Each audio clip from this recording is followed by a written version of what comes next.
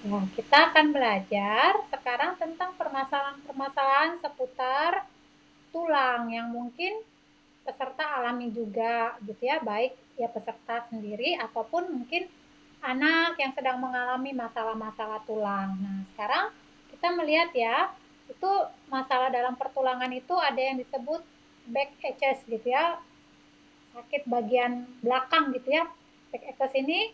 Nah, itu misalnya ya disebut kayak TV back gitu, orang yang duduk di TV gitu ya kan begini gitu ya, atau dia nyender begini gitu, dan itu habit yang seperti itu kan membentuk ya masalah dalam tulang gitu ya, sehingga ya dia tidak memiliki lagi tulang yang tegak gitu ya, tidak lagi memiliki tulang yang bisa support bagian bagian belakangnya, dan ketika itu terjadi terus menerus ya itu kan mempengaruhi organ-organ yang lain juga, menekan organ yang lain gitu kan.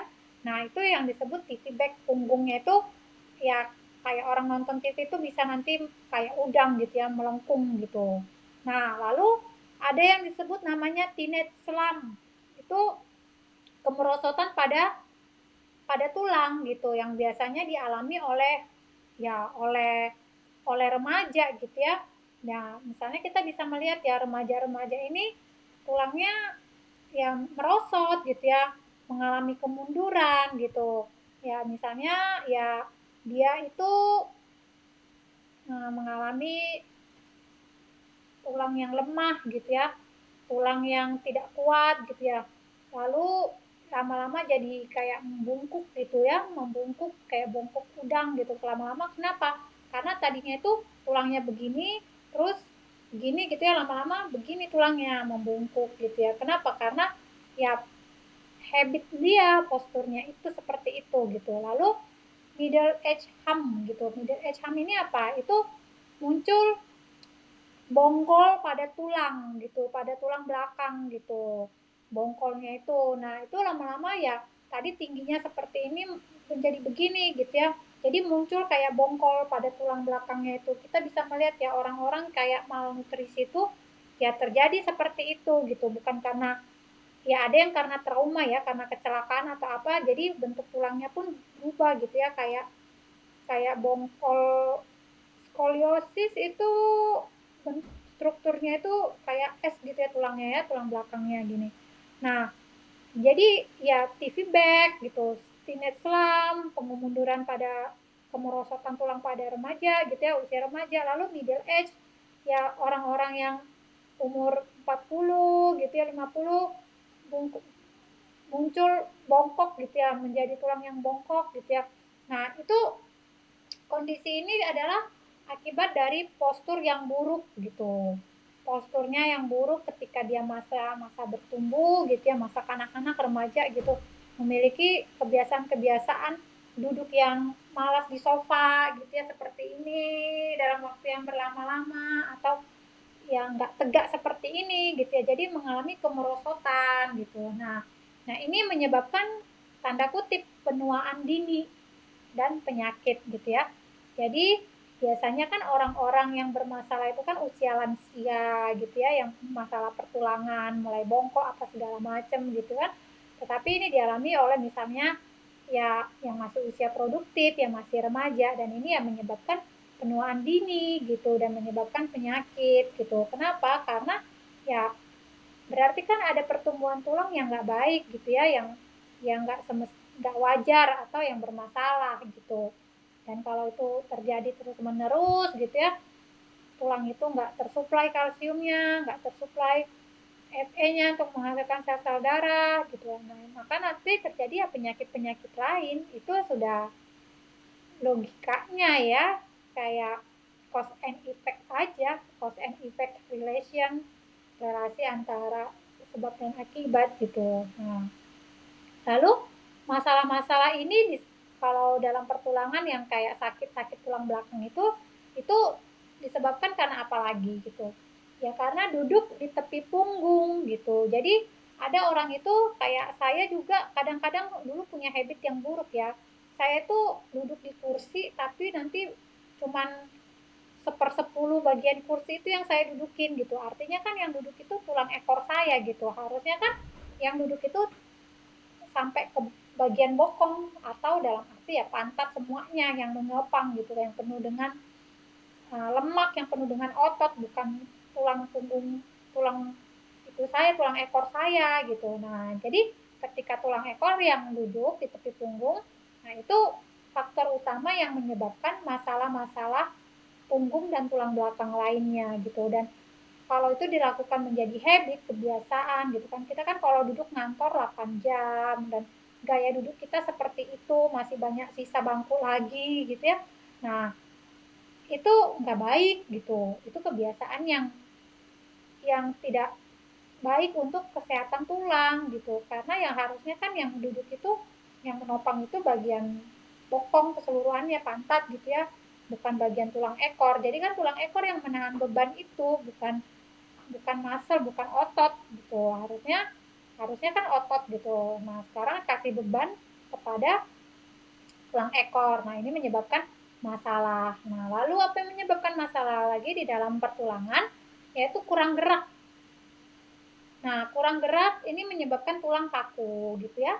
Nah, makanya perlu exercise gitu. Nggak ada tuh namanya, oh kalau exercise nanti tulang saya kelelahan gitu, capek gitu, apa segala macam. Enggak. Nah, penyakit-penyakit pada tulang itu dikarenakan apa? Tulang itu kurang bergerak, menjadi tulang yang malas gitu.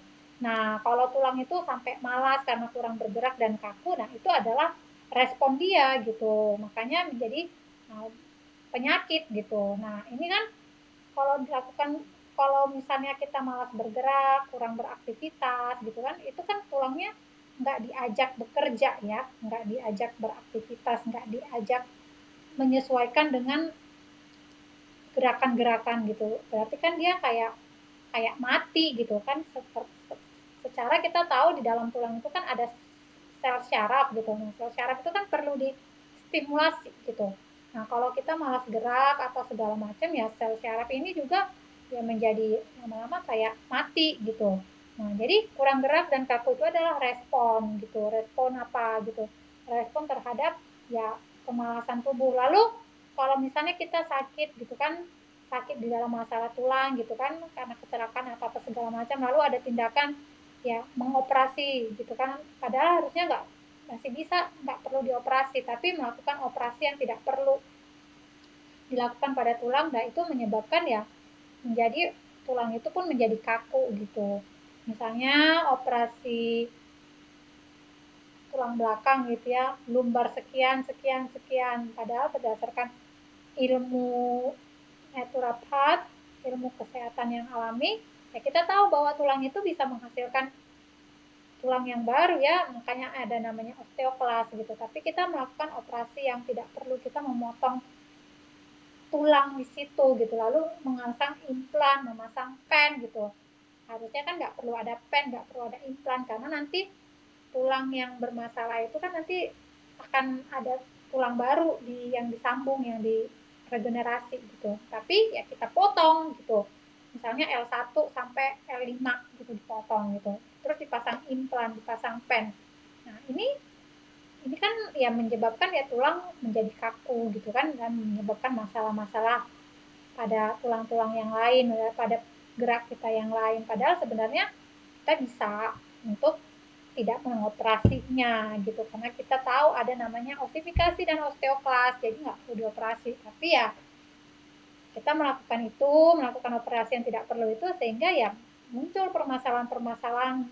Dan ketika kita melakukan itu bukan hanya tulang saja yang bermasalah, tapi ya organ-organ lain yang terlibat di dalamnya, hormon-hormon lain, agen-agen lain, kelenjar lain itu terlibat di dalamnya. Nah, gitu ya.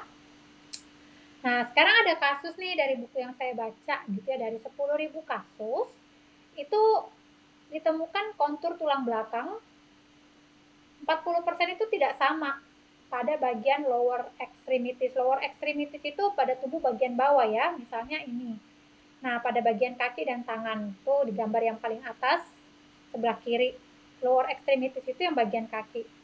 Sama ya kalau pada lengan bagian jari-jari. Nah, ketika kita misalnya berdiri tegak gitu, nah itu terjadi namanya ketidaksamaan gitu, ketidaksamaan antara lower extremities. Jadi kayak ada yang kaki kaki itu kayak panjang sebelah gitu ya, sama dengan kaki yang lainnya, jadi kayak badannya itu jadi miring gitu, seperti apa gitu, karena tidak sama panjang kaki kanan sama panjang kaki kiri gitu. Nah ini 40% itu mengalami, dari 10.000 orang itu 40% itu mengalami kasus lower extremities, tidak sama bagian kanan dan kirinya. Atau misalnya lengan gini ya, nah ada yang panjangnya itu begini gitu. Nah ini harusnya kan sama, sama rata gitu ya.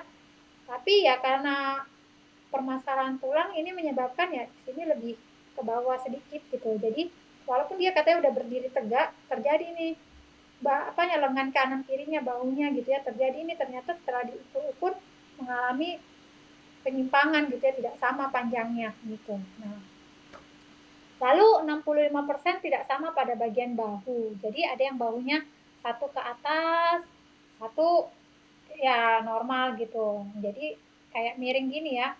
Nah, itu kita bisa ukur ya ketika tangan kita itu tidak bisa menjangkau. Nah, lalu diganti gitu, itu nggak bisa menjangkau. Nah, saya juga mengalami seperti ini gitu.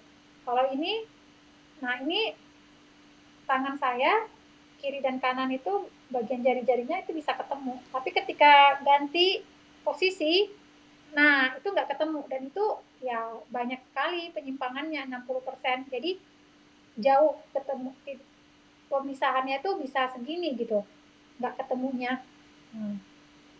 Nggak ketemunya itu bisa segini.